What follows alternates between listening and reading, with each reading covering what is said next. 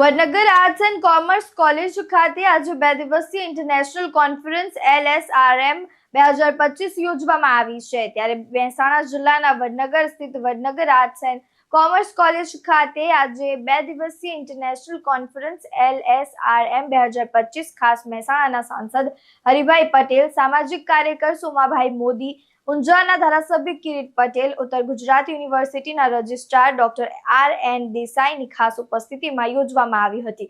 ખાસ કરીને સાહિત્ય, સમાજ વિજ્ઞાન, પ્રાદેશિક અભ્યાસ, મેનેજમેન્ટના ઇન્ડિયન નોલેજ સિસ્ટમ આધારિત વિષય પર આ 2 દિવસીય સેમિનાર યોજવામાં આવ્યો હતો।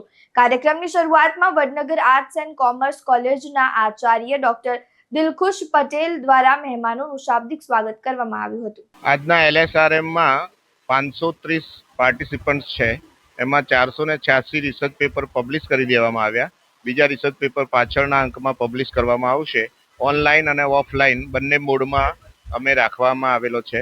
ઓનલાઈનમાં આવતીકાલે લગભગ 150 થી 200 પાર્ટિસિપન્ટ્સ ભાગ લેશે અને આજે 250 થી 280 જેટલા પાર્ટિસિપન્ટ્સે અહીંયા ઓફલાઈન ભાગ લીધો છે। હવે પછીના ટેકનિકલ સેશનમાં જુદા જુદા 5 વિભાગોમાં એમના પેપર પ્રેઝન્ટ થશે અને જુદા જુદા ચેરપર્સન દ્વારા એ પેપર પ્રેઝન્ટ કરશે। એનાથી ભારતીય જ્ઞાન પ્રણાલી એવો અમે વિષય રાખ્યો છે। એમાં એમણે સંશોધન કરીને પોતાના પેપર્સ રજૂ કર્યા છે। એ પેપર્સ લોકો સમક્ષ મૂકવામાં આવશે, જેનાથી ભારતીય જે જૂનું જ્ઞાન છે એની સમજ પડશે।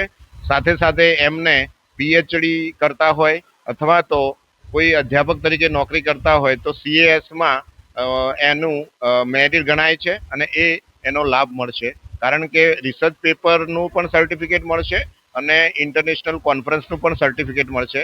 અને અમારું રિસર્ચ પેપર જે છે એ પીયર રિવ્યુડ રિસર્ચ જર્નલમાં છે। એની ઇમ્પેક્ટ ફેક્ટર 6.80 છે, એટલે સારું એવું એનું ઇમ્પેક્ટ છે જે દરેકને લાભ આપશે।